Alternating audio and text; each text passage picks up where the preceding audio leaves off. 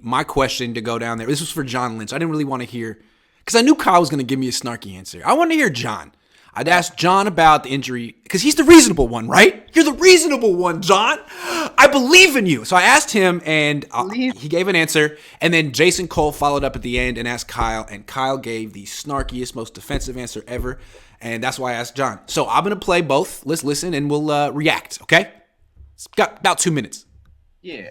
Injuries have been an issue the past few years. Jimmy had several. Trey's had a few. Brock's had a couple.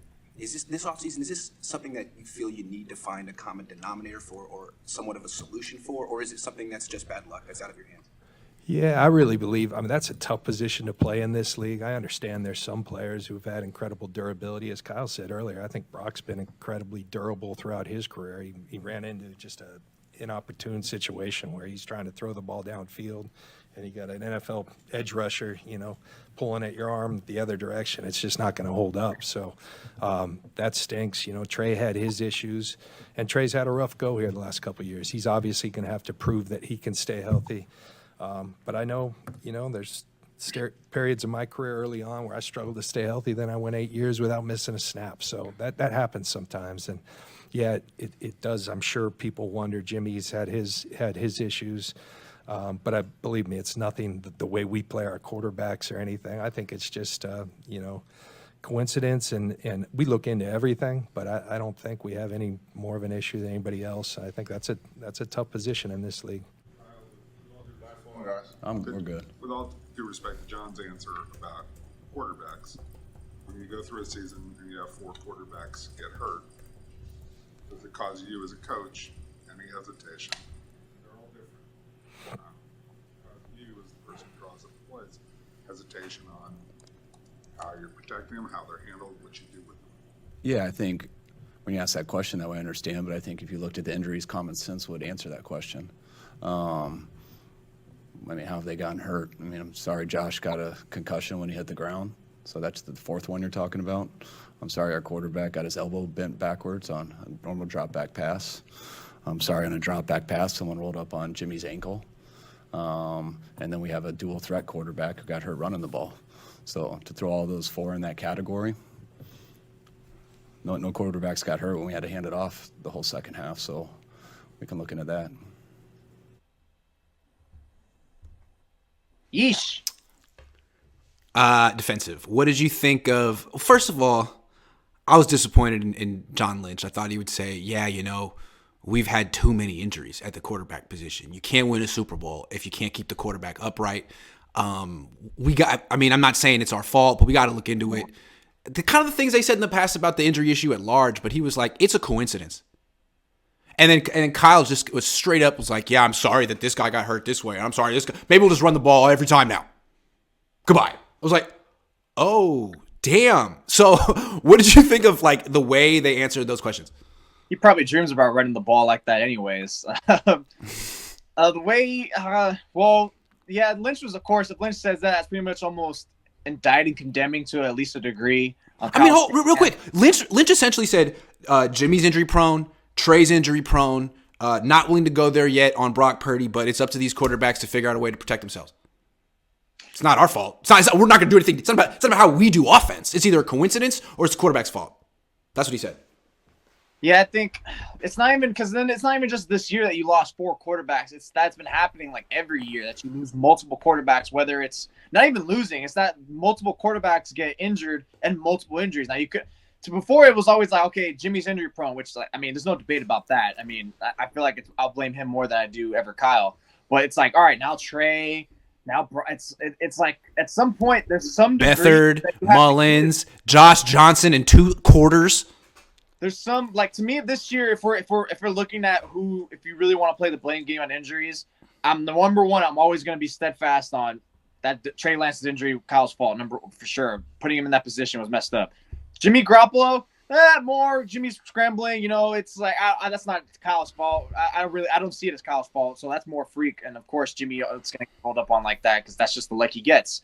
And then Brock Purdy, of course, you have the backup tight end Tyler Kroft, inactive last week. You're going against an all-pro edge rusher who you were familiar with, Hassan Reddick, former Cardinals edge rusher. And you kind of just leave him just all right, screw it. We're going to see if it works out because it's been working all season. We're not going to adjust, which I think was foolish. And then Josh Johnson, a little bit more of a freak. But I'll give you a debate on that. But yeah, I see it's Kyle's like 2 of 4 on the injuries this year at the very least. So I think the way they're just handling it, it's like no, don't look at me. How dare you? It's always the way, not even just with injuries, that college has always views it that way. And it goes back to the point of lack of accountability. Is he actually even at least doing it when he's in the locker room to his players, something like that, or is it just like, is he really internalizing that? That's always what's going to be like the curious debate of what always goes forward with this situation, and ultimately, is it going to get better? Is it going to get better? Because that's ultimately all everyone wants to know. Is something going to get proved? Is something going to get decided on or figured out? Yeah, because it seems to me like what you need to say is, I don't know, but we got to figure this out because keeping your quarterback healthy is the most important thing. Like their defensive philosophy on the Niners is hit the quarterback. Hit the quarterback, because that's the great equalizer, right? Because the quarterback is so important. Well, if that's your philosophy, then the flip side is protect the quarterback, right? That's the most important thing that you have to do on offense. So what they should say is, we don't really know if there's one overarching thing or one common denominator, but we do have to solve this because we have to solve. But they didn't even say that. They said, we don't have a bigger problem than anyone else, and it's football. It's a violent position. It's a tough thing to. It is what it is essentially what they said. I don't see how that inspires confidence in the team, the fan base. If you think this is a problem and you listen to what they said about it today, I don't see how you can come away thinking that they're going to improve anything.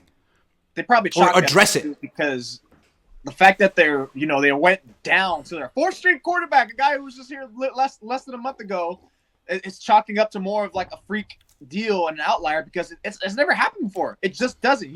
That's never happened before in league history and probably won't ever again. So I think that's chalking to more like, you know what? It was just a bad accident. What are the odds this will happen? There's no one to blame here in this sense because, and especially because it was not only one quarterback, but 2 quarterbacks that got injured in the same game in the NFC title game. It could be more looking at again, what are the odds we get on our 4th and what are the odds that they both get hurt? It was just bad luck. It wasn't meant to be. Oh, well, running back again. But really, that's not how they necessarily should be looking at that, especially in the case of Purdy, because, Purdy was just, why are you? I get it. The whole debate, play action pass. You just want to slow them up. You don't want to. But it's like at some point you got to figure out who your opponent is and realize that that's not the optimal matchup to make. And the counterpoint to that could also be should have Brock Purdy have stepped up? Was Josh Johnson holding the ball too long? Whatever the case may be, it's you can't be depending on these guys to be making those veteran type of moves that only the top tier quarterbacks can make when you're going up against such a solid defensive front. I just think ultimately that's how they're chalking it up. It's just it was a freak deal. It was a freak deal, and so I think we're fine. It's not our problem. But it wasn't a freak deal, and here's why I feel like the Niners Kyle got what he deserved a little bit in this game. I feel like he wanted to come out and make a point of showing that Hassan Reddick isn't that good. He made a point in his script to have multiple deep play action shots where he blocked him with tight ends, and he didn't do that with Micah Parsons. There are 5 to 10 defensive players in the league that you would classify as game wreckers, guys who can not just hit the quarterback but hurt him and ruin the game. Nick Bosa is one. Micah Parsons is one. Aaron Donald is one. Kyle Shanahan, when he respects a guy like this, is very good at not letting that person wreck the game, but for some reason he had no respect for Hassan Reddick. And so Hassan Reddick wrecked the game, and he wrecked his quarterback, and he raised huge questions for this entire season, all because Kyle thought Hassan Reddick was just some guy, just an edge rusher. No. 19 and a half sacks. I don't understand how Kyle got that so wrong. What was he looking at on film when he was like, oh, this guy's not so good? Really?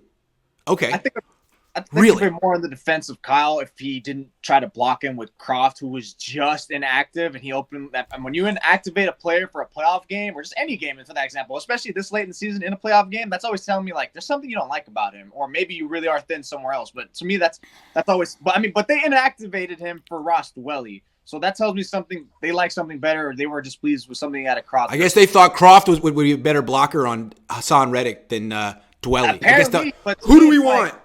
Yeah, to me, it's if they had done that with Kittle from the rip, I could find that more defensible because, he always gets touted as the premier blocker. And they did try it with Kittle on the second drive, though, and Kittle whipped and Josh Johnson got hurt. Crazy. One, yeah.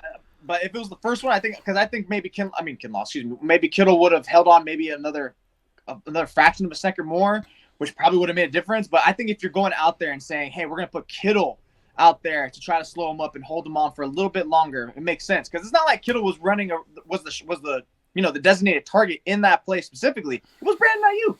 So thinking about like, oh, you're taking away a weapon. It's like, well, it's not taking away a weapon if you're really only doing a one read play in terms of Ayuk, and the rest you're just looking for the underneath, which anyone could do, like a Jawan Jennings or a Deebo Samuel. So to me, it's like I'm always trying to find like what's the pushback on that, and it's kind of hard to find a pushback on defending Kyle. It just would have been easier if you said, okay, we put Kittle there to try to block him, but you tried a backup quarterback, and that's essentially kind of get poo-pooed on as deserved. I just assumed they would say, we got to address it, we got to fix it, and they basically said, hey man, it's actually not a problem. It's actually nothing to see here, not a problem. Oh, okay, well, I'm sorry. I don't think you can gaslight your entire fan base. Maybe some people will agree with you just because you said it, but I think most people can see for themselves that you got 4 quarterbacks injured and that was a record.